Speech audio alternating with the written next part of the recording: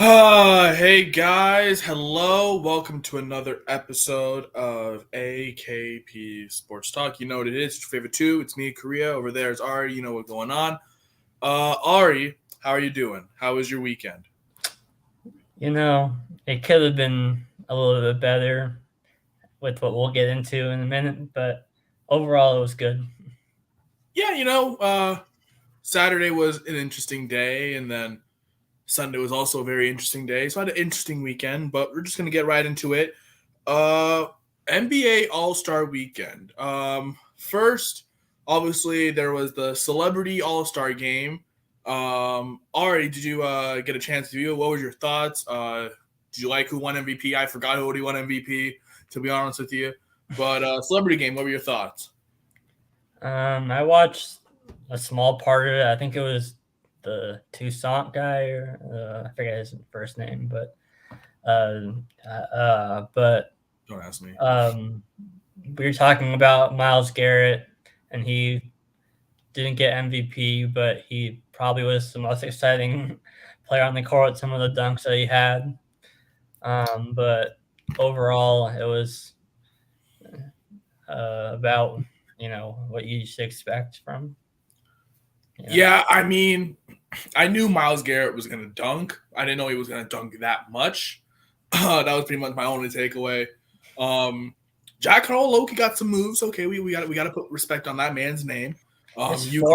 His form was like Yeah, that's the only thing I don't like. He said he was hooping in high school in one of his old songs. I think the one with called Tyler Here. I was like, I don't know what hooping you were doing, buddy, but now if they go in, they go in. So yeah, I mean, yeah. I mean, we had don't forget Lonzo was shooting like this. Yeah, we remember that whole like total. We're gonna get into that, but then Saturday hits and the skills challenge was the first one on Saturday. Oh no! Oh my God! I forgot the Rising Stars. Oh my goodness! I completely forgot. I'm so sorry. The Rising Stars. Obviously they had the teams of four. There was Teams Worthy. There was Team Thomas. I forgot who the other two. I think Peyton was one. I forgot the last coach. worthy, And yeah. yeah, and Or I don't know if obviously it's it was 12 sophomores, second year players in the league, first year players, and four people from the G League on one on each team. I thought it was actually pretty entertaining. Actually seeing what the future is going to look like for basketball. Obviously LaMelo had a great time. He was just playing like with his heart out pretty much the whole time. I kind of knew it's LaMelo ball, but I like this format. I think they should keep it for after this first year of them doing it.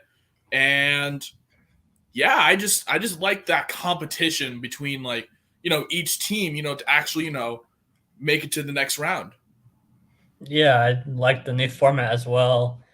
There's a new format in the skills, which we'll go into, that I didn't like as much, but the Rising Stars, I thought that it was pretty competitive throughout, and I liked the target score of 50 in the semifinals and then 25 in the um, championship. I'm not sure if they'll change that, because also that was 75 for the 75th year anniversary. So I'm not sure if they'll change that or if they'll keep that, but I liked the new, and I like seeing the G League players get a chance to compete with the current NBA players. I like that as well. Yeah, and also like mention, but like you also get to see some players that you don't usually get to see. Like I don't know if many people are watching what's going on in Charlotte with like Lamelo or what guys like Halliburton or like like these young guys in the league that are playing. Like you don't get to see them that often. So and especially the G League. No, but I mean I don't know. People do watch it, but I mean it's so light compared to the NBA. Like you really get to see like what the future is going to be like. So I think I like this new format for the Rising Stars game challenge thing, and I think they should keep it. But the one that I did briefly talk about for a second, the skills challenge. This one was a little weird in my mind. I don't know. It kind of just dragged on for me. Obviously, this is the one with the team Antetokounmpos with Thanasis, Alex, and Giannis, and then the team Cavs, which was Darius Garland, Evan Mobley, and Jared Allen. And then you had the rookies, which were Cade Cunningham, Scotty Barnes, and Josh Giddey. Um, I mean, I think the idea was there, but the execution and I think the freshness just was not there at all, which kind of just made it seem like it was just being dragged on and people didn't really understand what was happening. Because you could tell, like in the in that one with the relay, like nobody knew what to do. And I was sitting there like, if they don't know what to do, then like why are we having this? And like if they were fresh, if everyone was like prepared with the rules and nobody knows how to do it, then I think maybe we should get rid of that, maybe. But overall, I mean, I kind of did like how Evan Mobley just hit that half court on the first shot. I mean, that's kind of incredible. But other than that, just the idea is there, but the execution was just not there.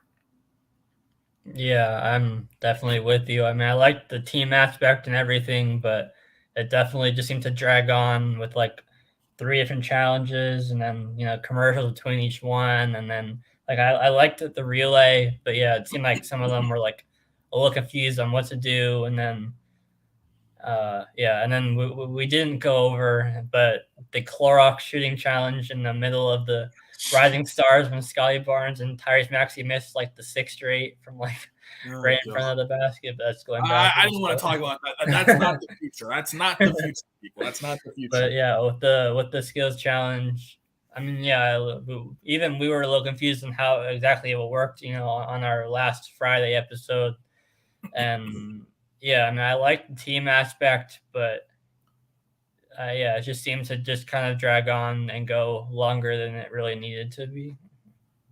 Yeah, and plus, like, I mean, it was kind of fun, just kind of see the rookies who were struggling the whole event. They were just not together, especially Scotty Barnes, no disrespect, but he was just not having his time. And then to see him just kind of, magically come back to the gym, that was fun. But other than that, I think the execution was there. The execution was not there, but the idea is there. And if maybe they do some little tweaks to it, then I think they can make it more entertaining and actually more attractive instead of, just this long dragged out event. I felt like it was like 2 or 3 hours, but I think it was only like an hour. So I was like, Jesus, that was long. But the next event that happened was the 3-point contest. And that was one I actually really enjoyed. That one I actually enjoyed because it, kind of surprised me, honestly. I did not expect Karl Anthony Towns. Hello? Like the final three was Karl Anthony Towns, Luke Kennard, and Trae Young. Like, if you would have told me that those three would have made it to the final, I would have been like, you're joking me right now. But I don't know, maybe some of the guys just kind of just do it like more in the game. But I mean, Karl Anthony Towns really prepared for this, and he kind of proved everybody wrong that big man can shoot. So what were your thoughts? Did you expect to see Karl Anthony Towns even win it, let alone make it to the championship round? I mean, I definitely didn't expect it, but like I was saying on Friday, obviously shooting, in game is way different than this like around the world kind of style of this competition. But I mean, I was happy for him for sure. He's a really, cool person off the court. It was really cool to see the NBA let him wear his mom's necklace, I believe it was. Normally they can't wear that on that court, but it was cool to see the NBA give an exception for that. And just seeing, his reaction when they were talking to him after it was over, it was definitely really cool to see him watch. Yeah, obviously, the story with Karl Anthony Towns. It's a very, very emotional story, losing his mom due to COVID during the height of the pandemic.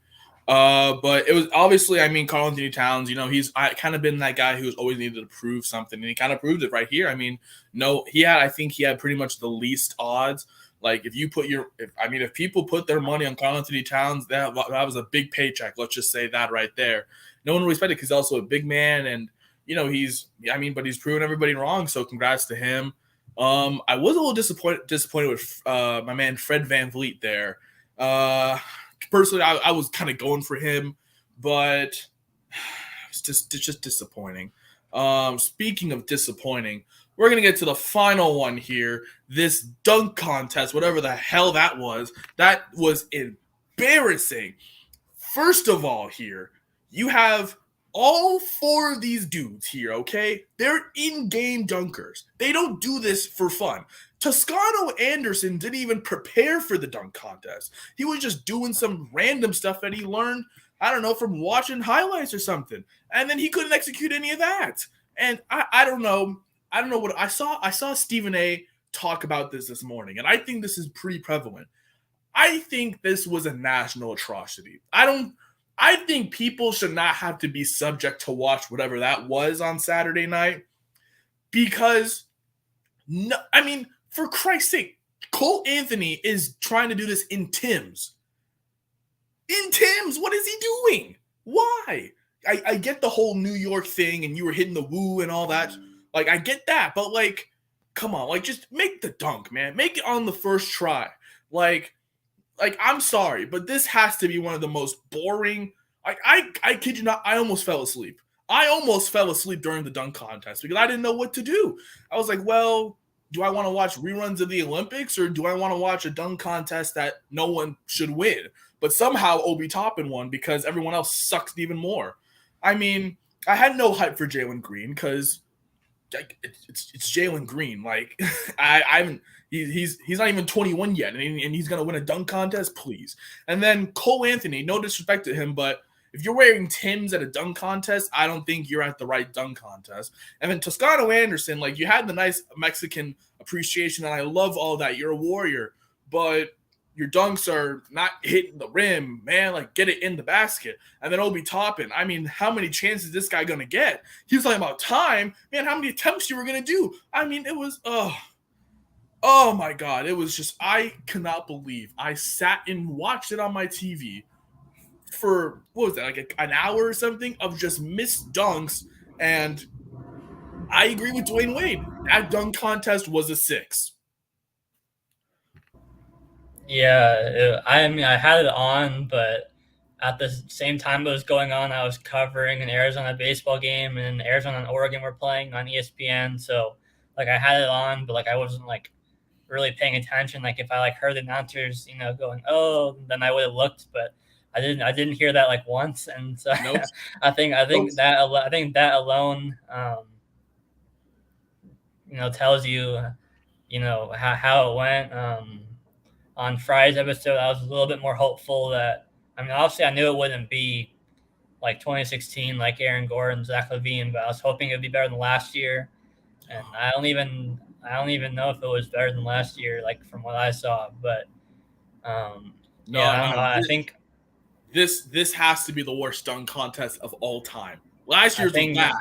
I This think one was the worse. NBA might start after like giving a bag to people just to participate in it, because I mean, we saw some of the dunks we'll get into later in the All-Star game that John Moran had. Like, I don't know. I think the NBA might be in their best interest to like give some incentive to certain players to participate. But yeah, it was definitely in one that, yeah. 2 things on that.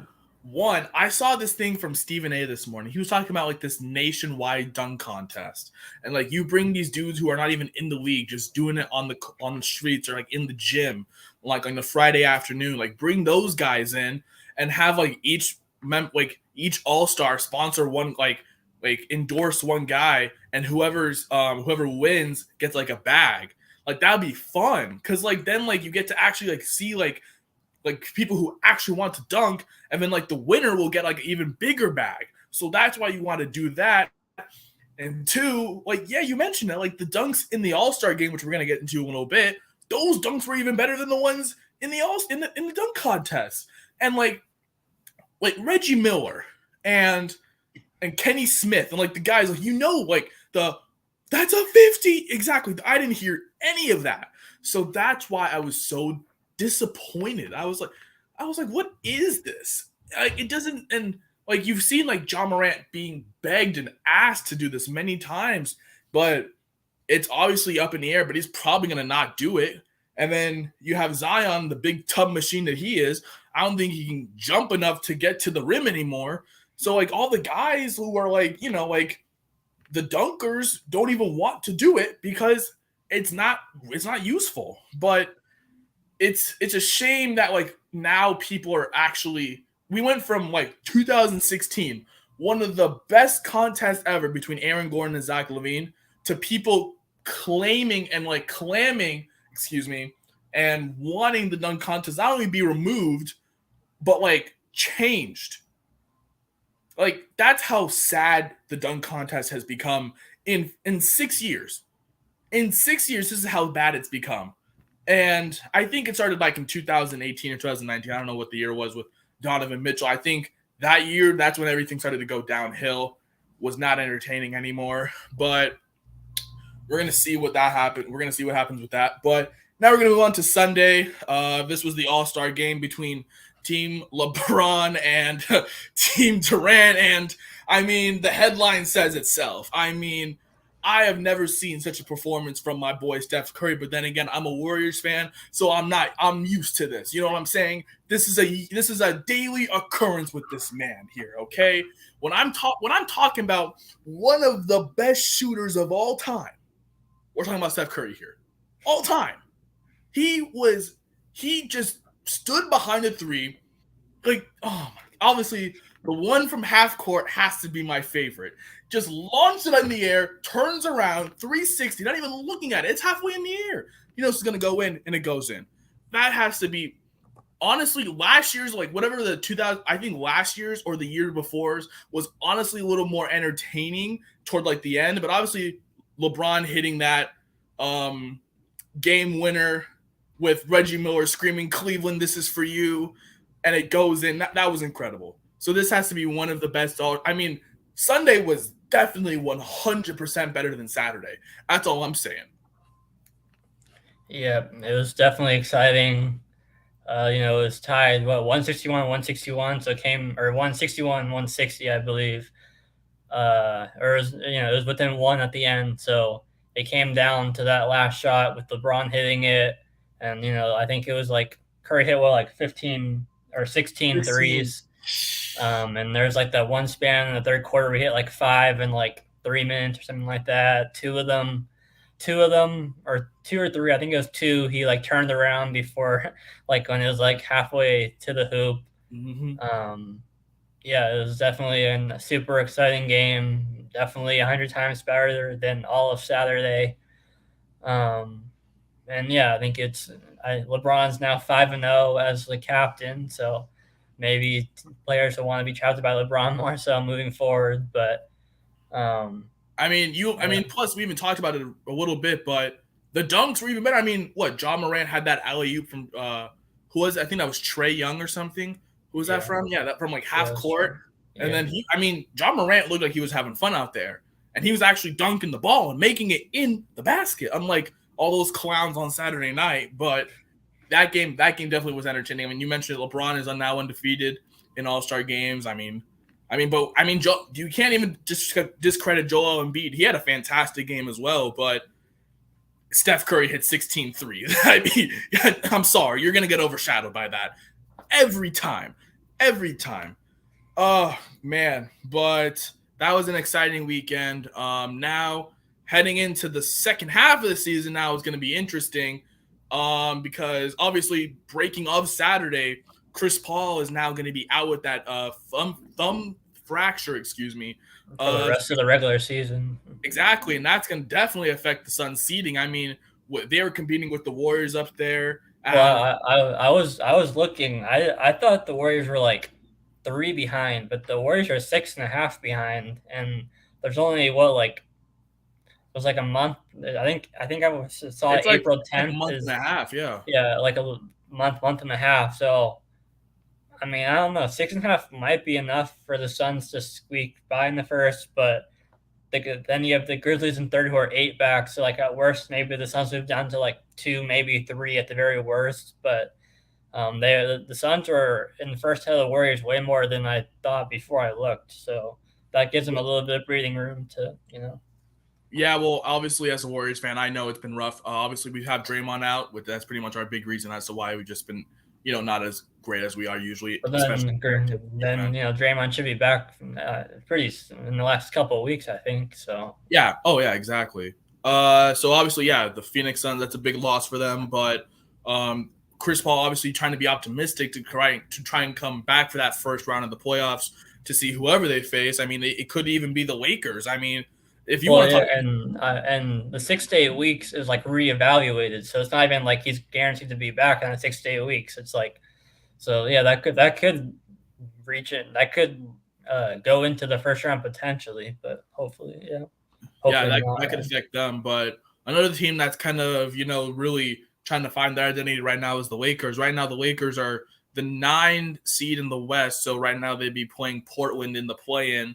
And the winner would go to play the loser of Minnesota and the Clippers. But the Lakers, they seem to be going in a bunch of different directions. I mean, you even saw it on the simulcast on TBS with Inside the NBA talking about Rob Pelinka, and they were making jokes about it. People are saying that Rob Pelinka should just not even be there. Obviously, there's a bunch of now speculation that obviously LeBron may leave to go back to Cleveland. And then obviously he said that wherever he's going to go, where his son's drafted, he's going to go there. So that's already spurring up rumors that LeBron may just be out of sync with the organization. So the Lakers are kind of in this weird position, obviously mostly centered around Russell Westbrook's inability to just play basketball right now.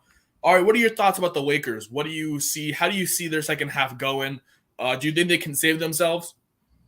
And you didn't mention Anthony Davis is out for an extended period of time too. So it's like, I mean, they'll still, like, it's hard to envision them not making, at least the top 10, because you have the Spurs, who are the first team out, and they're 4.5 ahead of them. So I think, they should still make the play-in, but it's like, yeah, like the play-in, if they run into, say, the Clippers, let's say they get George or Kawhi back, like, they might not make it out. Might not make it out of the play-in. So, I mean, I think they'll stay relatively around this, like, you said they're 9 right now. So right in this, like, 7 to 10, like the play-in, basically they'll probably stay right in that range. And obviously any team led by LeBron's capable of making a run even as a low seed, but a lot of people thought that they would beat the Suns last year in the first round, and we saw what happened. So it's obviously no guarantee. And yeah, I think if they lose in the play-in this year, there's a very good possibility that LeBron is out of LA after this year. Yeah, you definitely mentioned that.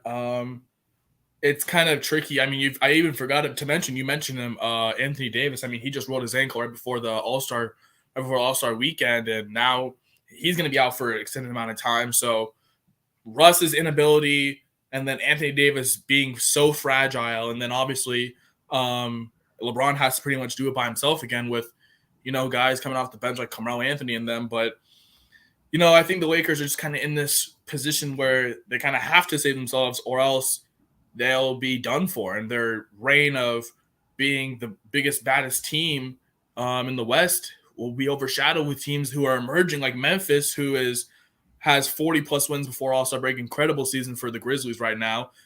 Teams like Golden State, who are back to full form, and then Phoenix, who is still at the top after a successful season last year, where people were questioning whether or not they're going to do it this year. So the West is, interesting because there are some like contenders, obviously, like Phoenix and Golden State, but there's teams like Memphis and Utah who could take a team to 7 games, who can take a team like Golden State to 7 maybe. So that's something to really look out for. I think that's interesting. In the East, obviously, one of the big stories is Brooklyn right now. They sit right at 8, 31 and 28 on the season right now.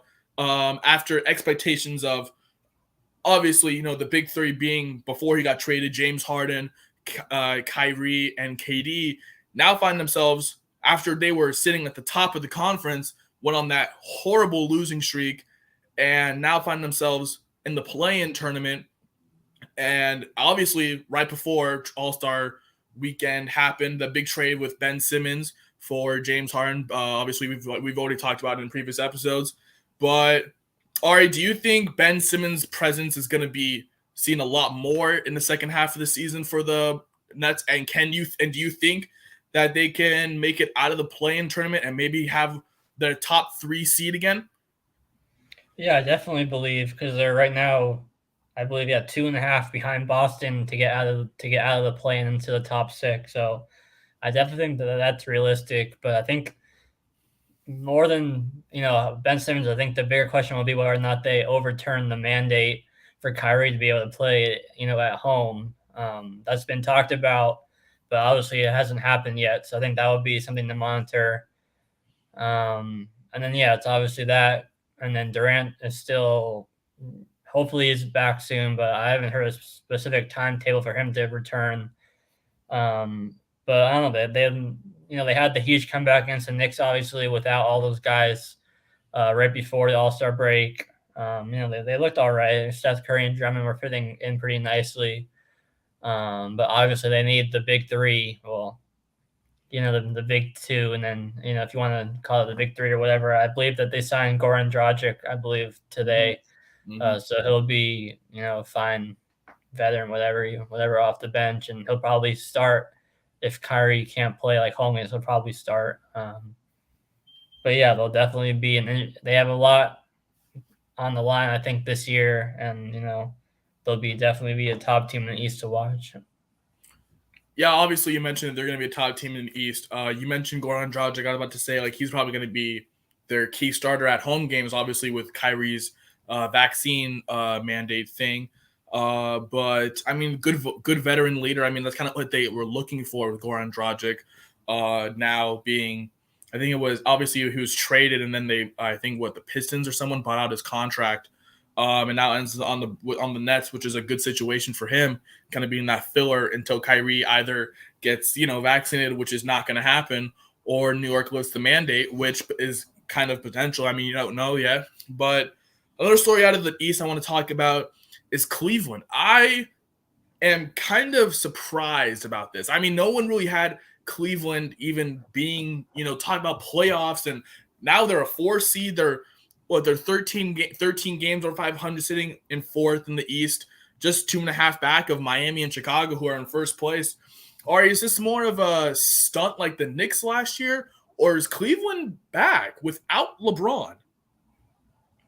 I mean, I think they'll be able to make some noise in the playoffs. I don't see them making like a run to the finals necessarily, but I think that they'll definitely be competitive. I think they have a really good young core, and they added with LeVert at the deadline, so they're obviously serious about contending this year. And I think that they're only going to get better because a lot of their core is still young, and they're going to get better.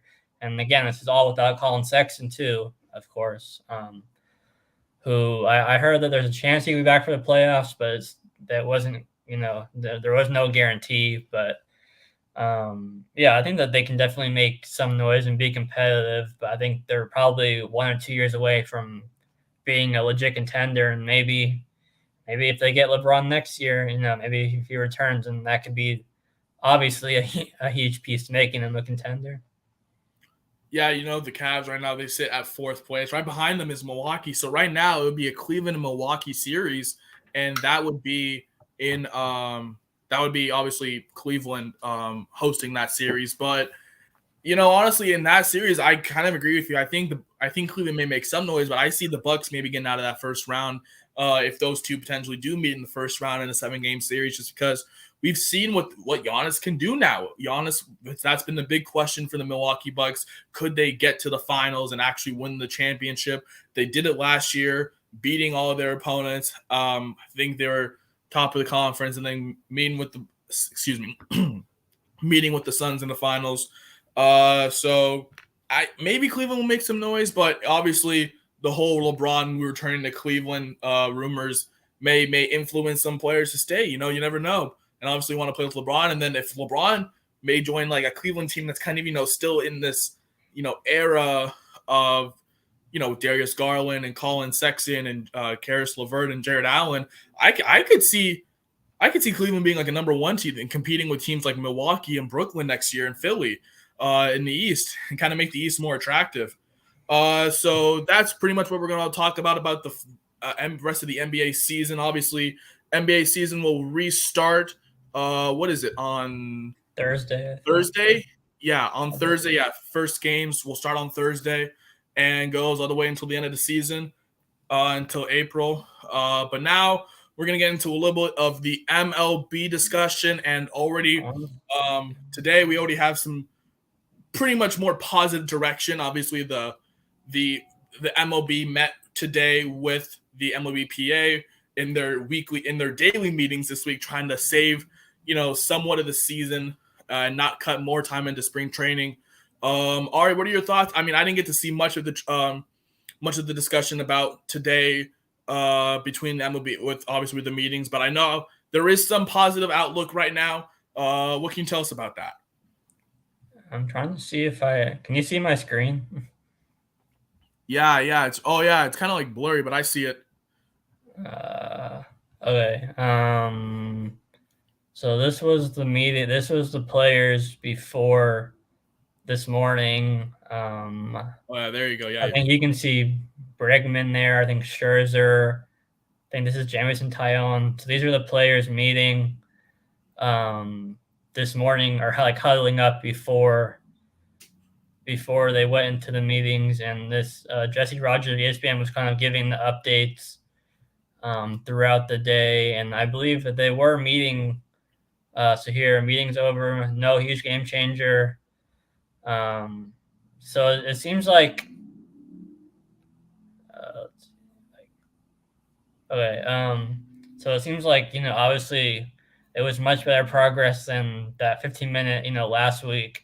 So it sounds like not much progress was made necessarily today, but at least that they were meeting and talking for, at least a few hours. And so if you can even get a small progress, you have basically 6 more days after today, and they're meeting every day in that 6 days to get an agreement by the 28th deadline to start the season on time. So I think just the fact that they were meeting for that length of time is a positive sign in and of itself. And hopefully if they can meet for a few hours each of the next 6 days, and hopefully that will be enough to have that agreement by the 28th. Maybe this is just me being optimistic, but obviously all we can do is wait and see.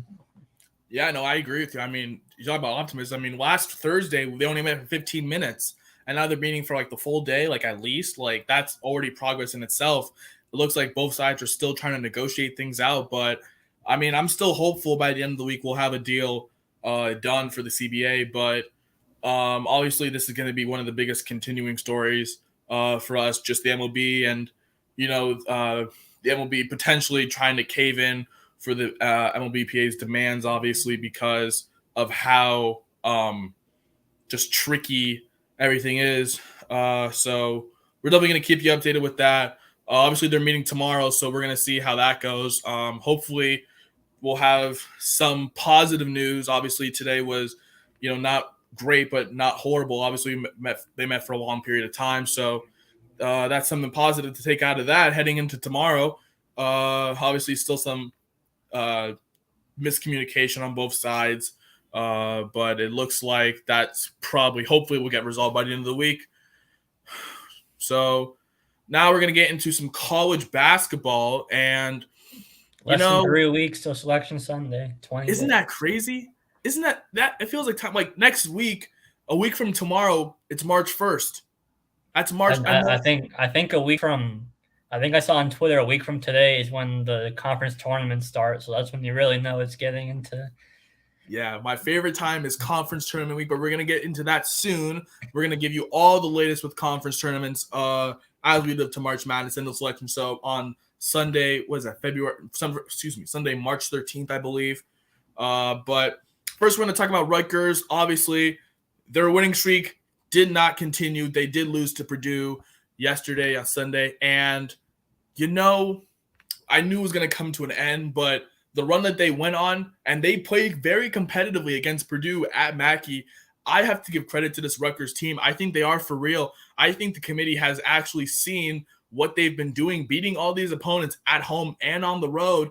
And even though Michigan's is not really living up to that potential, not Michigan, Michigan State, they're not living up to that potential. I'm going to get into that later. But Rutgers right now, I still have them in. I have them as one of the last 4 buys in. So they're on the last four. They're right in front of that.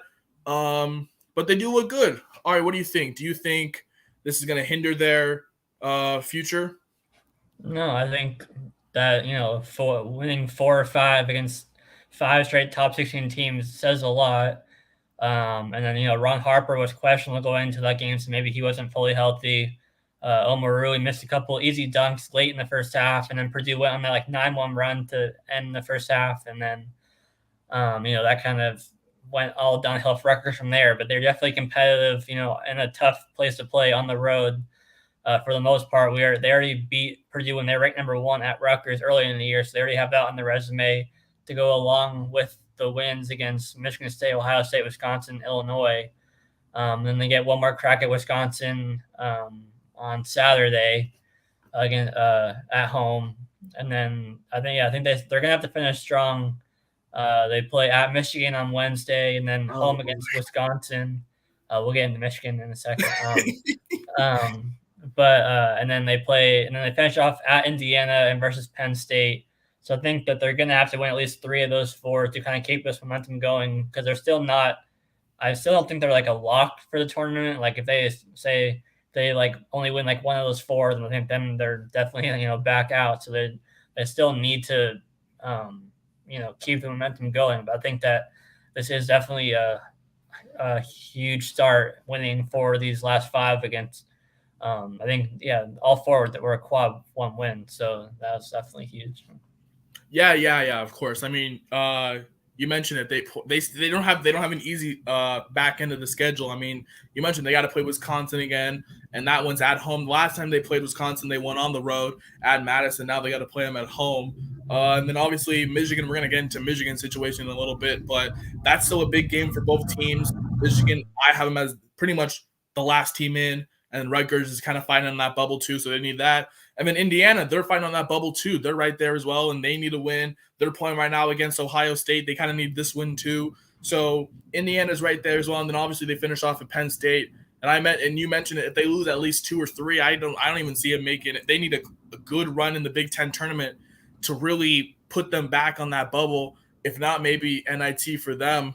But, I don't think this loss to Purdue hurts them too bad, because I think right now they're in, but the committee is definitely keeping an eye on this Rutgers team to see if they can actually finish the season strong and not go on this losing spell as they enter the final 4 games of the season. And speaking of Michigan, we're going to get into the situation now. Obviously, Michigan, they played Wisconsin yesterday, Sunday afternoon, and obviously Michigan lost a very controversial ending to the game. There was a timeout called with 15 seconds left after Juwan Howard and Michigan, they went a full court press, down by very much double digits. Very controversial game, and obviously on the screen now is the altercation in hand. You see Juwan Howard and Michigan shaking hands with the Wisconsin players, and you see that is Greg Gard right there. That is the assistant head coach for Wisconsin, and you see Juwan Howard. They get into an argument, a very verbal argument, and then all of a sudden you see hands being started to thrown here in the background, and then right there you see Juwan Howard just grab one of the assistants' hands, and then all of a sudden start just. I'm sorry if excuse my language, but shit's hit the fire. I mean, you have Michigan people literally swinging punches, and yeah, you see, you can hear it in the odd background. You see haymakers being thrown and everything, and then you see Juwan Howard. He says "I'll remember that S word." That's what he said after. Oh no, during the verbal altercation, but then everything turns physical, as you can see on the screen between Wisconsin and Michigan. And as of today, Juwan Howard, the coach from Michigan, has been suspended for the rest of the regular season for Michigan. And Michigan was that bubble team. They were the last team in, all because of their quad 1 wins. And now this bad look for the university, this bad look for Juwan Howard, this bad look for Michigan basketball and all, that, in my opinion, has to be one of the most selfish things you can do to make your team look even worse. After a bad loss on the road to Wisconsin, you were barely a tournament team. You're in the bubble, and now you have to finish the season strong, but you're not going to finish the season strong because you have tough opponents and you don't have your head coach. So it's a very, very controversial situation right now going on in Ann Arbor. And I've heard people call for Juwan Howard's job. I've seen people saying he should be fined a lot more. Obviously, the suspension was pretty much a given. This is one of his final strikes, and I'm kind of disappointed to see this out of someone so respected in the league and someone so respected in college basketball head coaching. You know, Michigan was the number 1 seed last year. They were the last number 1 seed. Obviously they went to the final, Elite Eight and lost to that good UCLA team that no one expected to be that good. But Michigan was a top team last year, and then they started out hot, and then they just got cold, and then they're trying to save their season, and then Juwan Howard does this. So I gotta say I'm very disappointed in the way Juwan handled that. Very disgusting, and I'm just ashamed that this is coming to someone who was on that Michigan team, the 5-5. He was there.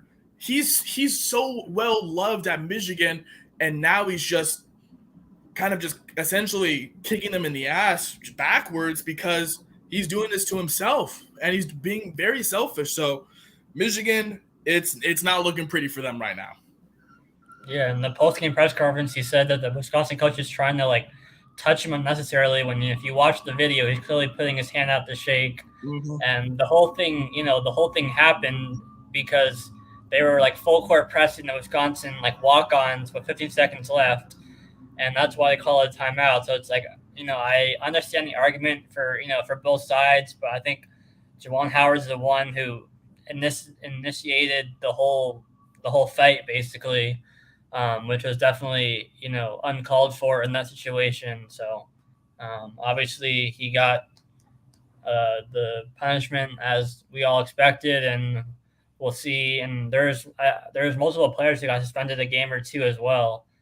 So we'll see how Michigan responds. And, they're in must-win situation right now to make it into the tournament. So we'll see how they respond without their head coach, and there's either 1 or 2 players suspended, so it'll be interesting to see. And they start off with facing a Rutgers team on fire, who's also kind of playing for their life, so to speak, in terms of making the tournament. So that should be a big game. Yeah, you mentioned that after Rutgers, it's not going to get any easier. They got to play Illinois, who is a quad 1 team, very good team. Then they got to play Michigan State, who is kind of going toward that bubble, but now wants to obviously leave the bubble. And they got to play Iowa and Ohio State. So they're playing pretty much all quad 1 teams in the next 5 games without their head coach. It's not looking pretty for Michigan right now. They gotta be doing their hopes and prayers right now in Ann Arbor, as their first game is Wednesday against this Rutgers team who is obviously trying to save their season as well. So that's going to be something to watch out for. Now we're going to get into the SEC. Auburn lost to Florida. Very close game. Florida held off Auburn in the last final seconds. Stormed bunch of all the University of Florida Gators, stormed the court. Very, very awesome moment. That's what college basketball is. Honestly, it's something to watch out for Auburn. But Ari, what do you think? Do you think Auburn is that susceptible to that Sweet 16 team that can beat them in the Sweet 16? Or are they still that contender that everyone was thought that they were? I mean, we've talked about it before. I think earlier when they barely beat Georgia and Missouri, and then there was the Kentucky game where they're down by a lot, and then Ty Washington got hurt, and then they rallied back. We were talking about, I forget what episode, but it was a couple weeks ago, where they're really susceptible to more physical teams inside, where they're forced to shoot from the outside. And that's kind of what we saw in this game. I mean, Jabari Smith had 28, and he was really the only player that showed up. He had 28 of their 62, and a lot of that came late, to bring them back. I think Florida went up by 8 with a couple minutes left, and Jabari got fouled in the 3 and made all 3 and had a couple other, clutch shots at the end. But Walker Kessler really got shut down. He was in foul trouble too. So yeah, I think, we've seen that this is their 3rd loss now. And then they had 2 wins barely over 2, bottom SEC teams, Georgia and Missouri. Obviously a win's a win, but, they weren't going to win those games against actual tournament teams, in the Sweet 16, even the round of 32. So I think they only moved down 1 spot in the AP. They're still, I believe, number 3. So obviously the AP still respects them, but obviously their defense, they're known for their defense. And so I think, scoring points has been even against like even when they barely beat Georgia and Missouri. I believe those are the two games that were close. Those games were like in the 50s and 60s too. So I think against a high powered offense, um, I think their defense can only carry them so far. So I think that, yeah, around the 32, Sweet 16, depending on, again, matchups matter a lot come March. I think depending on who they match up with, they could be an upset to watch. I don't think, I don't, not round one. They'll still be like at least a 1 or 2 seeds. They should win round one, but then they be playing like eight or not, like an 8 or 9 seed, something like that in round two. And then yeah, if they face a good offense that catches fire, they could be in trouble. Yeah, obviously, yeah, you mentioned like a team like South Dakota State, who's third in scoring in the country, or Murray State, who is, I think, first in the country in scoring or somewhere in the top 5 in scoring. Auburn meets a team like Murray State, who they already met earlier in the season, and Auburn barely won at home against that Murray State team early in the season. So if Auburn meets a team similar like that, high scoring offense in the second round, I think I could see Upsetville for Auburn as well. But next we're gonna go into a game. Obviously, Ari, you already mentioned it. You already were watching it. ESPN College Game Day went there Saturday. It was Oregon versus Arizona at down in Tucson. Ari, obviously, this is kind of close to home for you, but obviously that was a very good game. Came down to the wire. We saw Arizona pull it out. Oregon now has another loss on their resume, dropping them to 17-10. And I don't know if Oregon may need a miracle to really save their season for potential March Madness dreams. Ari, what were your thoughts from Arizona's perspective? And do you think Oregon has enough in it to still be a tournament team? Yeah, I mean, I think everyone, I was seeing it, all the people I follow, the local media on Twitter, everyone knew that even with Oregon coming off 2 of 3 losses, to Cal and ASU, that Oregon would still, come to play. And we saw it. They hit, I believe it was 4 of their first 5 shots from deep. And Arizona hit their first 6 shots. So it was like 15 and 14 at the first media timeout, like within like 3 or 4 minutes. So it was definitely a high scoring start. Of course, you see Quincy Guerrier. He's shooting 32% from 3, and then he shoots 6 for 11 in this one game. Will Richardson had 22, which you kind of expect, but then he blanked in that last possession. I don't know what happened on that. He looked on the initial switch at Koloko at the top. It looked like he had a chance to shoot the 3. He didn't, and then he drives when they're down 3 with like 2 seconds left. I thought he was trying to like dish to the corner, but no one was giving in because obviously the Arizona was guarding the 3-point line at that point. And so he shoots a mid-range, gets blocked, gets called for a travel, and the buzzer sounds all at the same time. So that's kind of a way to end. But Matherin had 24, 4 straight 20-plus point games. And then Tubelis, Koloko, Terry, and Larson all scored in double figures. Koloko had some huge defensive plays the last possession and a couple before that too. I think he's making, I think he's pretty much the clear Pac-12 Defensive Player of the Year, and I think he's even in the running for National Defensive Player of the Year. I mean, he had 60 blocks the last 2 seasons. He's already at 77 this year, and I believe he's at like 20 steals, and in the last 2 years combined, he had like just over that mark. So I think in terms of Defensive Player of the Year and Most Improved, all of those, I think he'll be in the running for all those categories. So he's been a huge defensive presence. And then you got, when you have him, Ballo, and then Tubelis, as the bigs with all the guards they have, I think that they can really match up with anyone. I really want to see that Gonzaga matchup, not only all the storylines with Chet against Koloko and then Timmy against Tubelis, and then obviously you have Tommy Lloyd coming from their coaching staff under Mark Few. So I really hope we can see that matchup. I think it'll be really fun in March.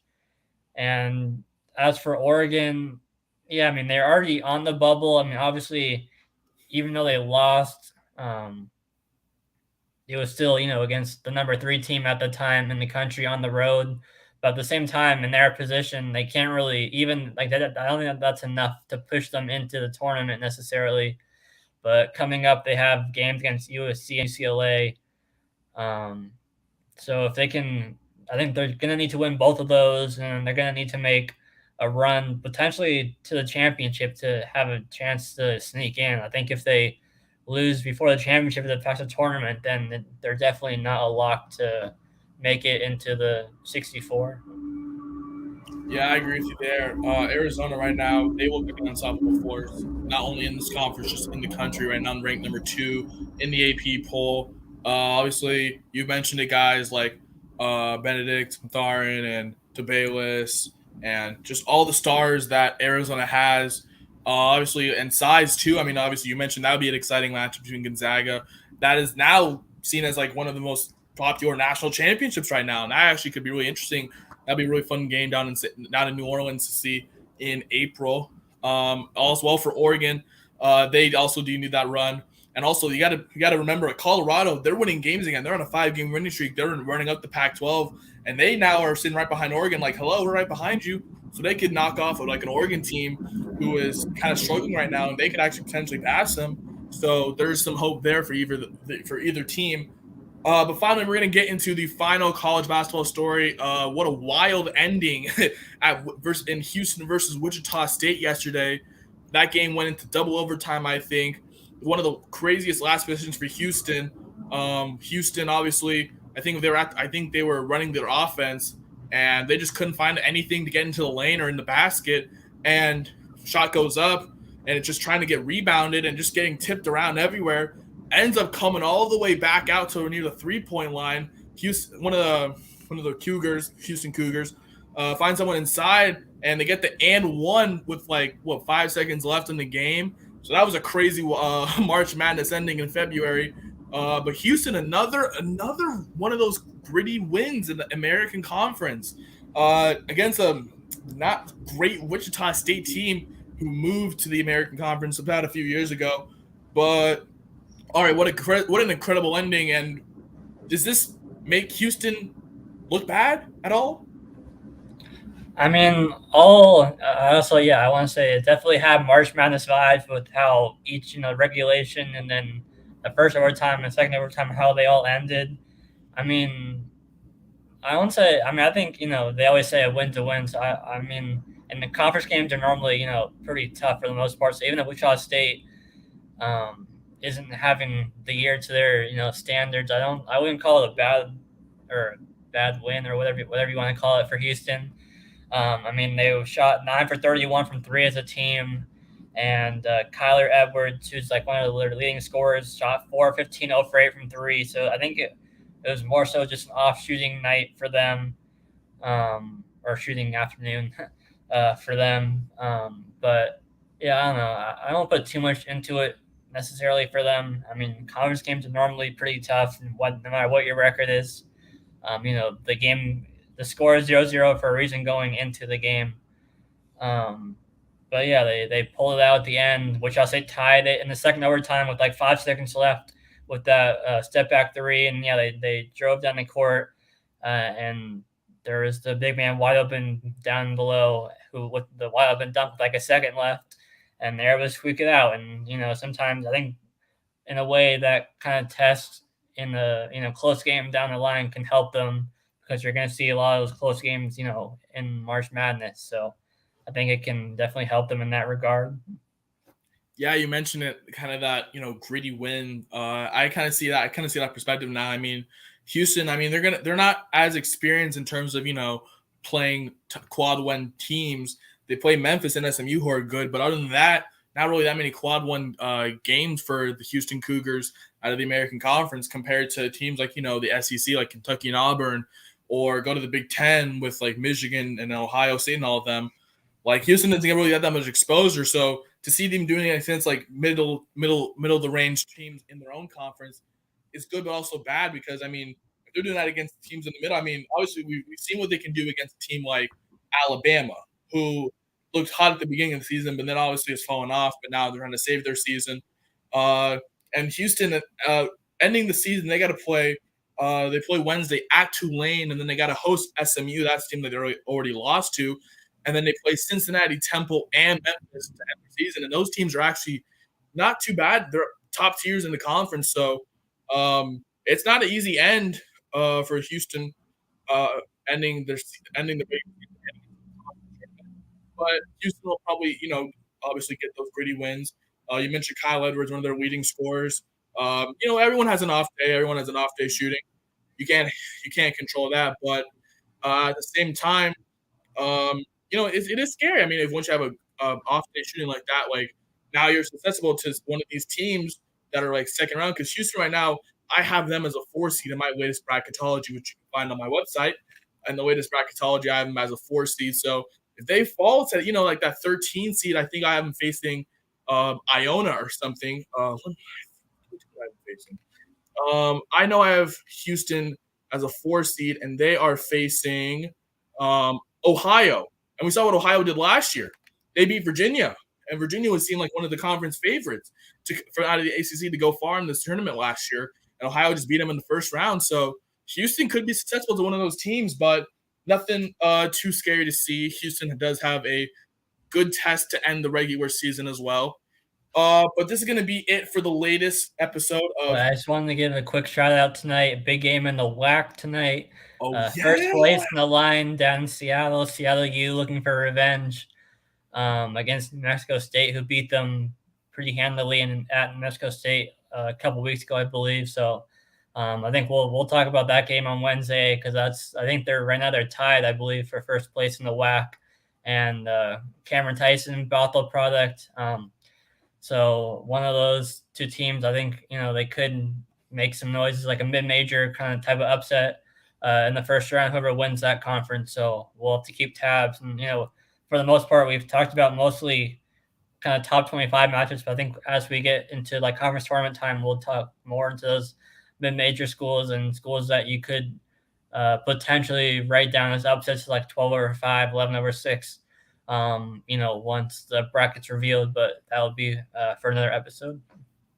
Yeah, of course. And also one more quick thing. Ari, I know I gotta own this one. Cougs beat the Arizona Wildcats yesterday in Pullman, Washington. Cougs women's basketball. Yeah, women's basketball. That was our biggest one of the season. Arizona came in ranked number 8th in the country. WSU was kind of pretty much a bubble team. Now kind of entering the field. Ari, did you even get to like chance to look at that game? And if you did you what did you like, what did you not like about that game? Tell me your thoughts. I wasn't able to watch the whole thing, but I watched a little bit.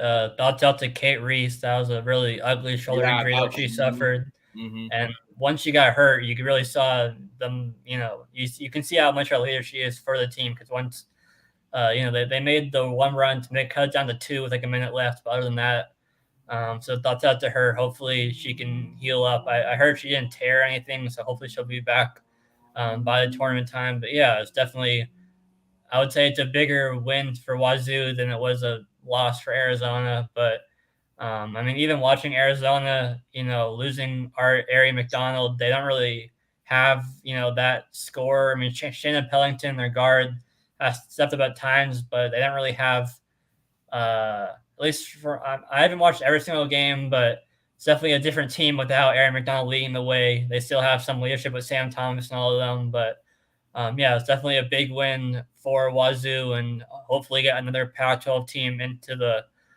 Field 64 for the women's tournament. Yeah, I mean, WSU, they've been a bubble team all year. They've had pretty much tournament expectations, kind of coming off of last year. I mean, we returned the Legler Walker sisters, who are pretty much one of our best scorers out of New Zealand, and then Johanna Tedder had her best game of the season, dropping 41. Incredible game for her against Arizona on Sunday. But yeah, this was a big game for us. Also, it was senior day, so obviously emotions are in the air. We have ranked opponent coming in. We needed that win. Got the win. Now we're pretty much locked for dancing. But yeah, it's another team in the tournament out of the Pac-12 conference, one of the most dominant conferences for women's basketball. But now we're actually going to end it here. We will see you guys on Wednesday. We'll be talking, more updates about the MLB meetings with the MLBPA. Anything college basketball we'll get up to. We'll also give you that our outlook from that Seattle U versus New Mexico State game out of the Western Athletic Conference tonight. Big game down in Seattle. May have to go watch that. But we will see you guys on Wednesday.